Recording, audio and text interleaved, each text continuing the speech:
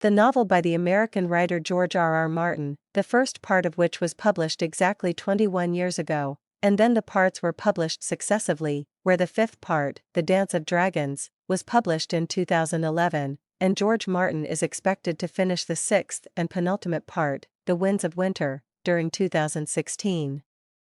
Game of Thrones is a novel that takes place in a virtual time and place created by George Martin in his imagination. It falls under the category of a fantasy novel. George Martin's genius added many dimensions to the novel that made it history, geography, present and future, as he relied on time as an itinerary in the past and future predictions that he puts here and there in the lines of his novel, forming a narrative structure. Dragons. There are 7 royal families that do not dispute the Iron Throne. There is one Iron Throne in Westeros and one king is Robert Baratheon, a descendant of the Baratheon family in a time of peace. Robert came to the throne after his revolution against the Mad King Aerys Targaryen, a descendant of the family that ruled the land of the Seven Kingdoms for hundreds of years, where the Targaryen family was famous for dragons, raising, caring for and using them in wars. The family dominated the Seven Kingdoms for a long period of time, but the extinction of dragons 200 years before the time of the novel had an impact on the end of the Targaryen rule forever, from the murder of the Mad King and the murder of his brothers, nephews, and sons, except Viserys and his sister Daenerys, who fled to the land of the other continent Issus. But hey, did the Targaryen rule really end forever?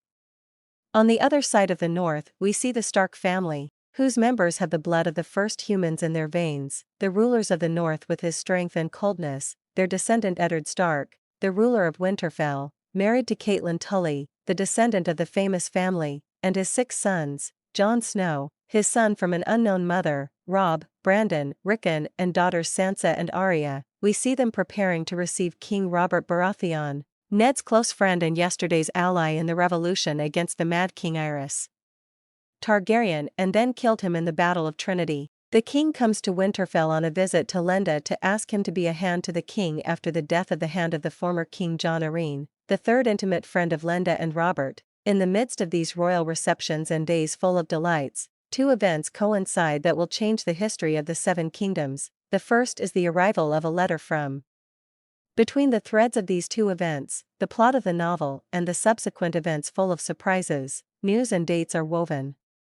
Returning to the Targaryens again, there is on the other side of the world, on the continent of Issus, in particular, we see Viserys and his sister Daenerys in the marriage ceremony of Daenerys from the Khal Drogo as the Dothraki peoples, or what means savages. Viserys, a descendant of the last dragon's blood of the Targaryens, wants to regain the throne from the usurper Robert Baratheon, so he is preparing to return with his sister to Westeros, where the lands of the Seven Kingdoms, knowing that the only way for this to happen is a large army of Dothraki savages, taking advantage of the marriage of his sister to Khal Drogo. Before all these events, George Martin opens his novel in another completely different place called Beyond the Wall, an area in the north of Westeros far from Winterfell, where the wall was built to protect humans and Westeros from beyond the wall. But why and who will protect them?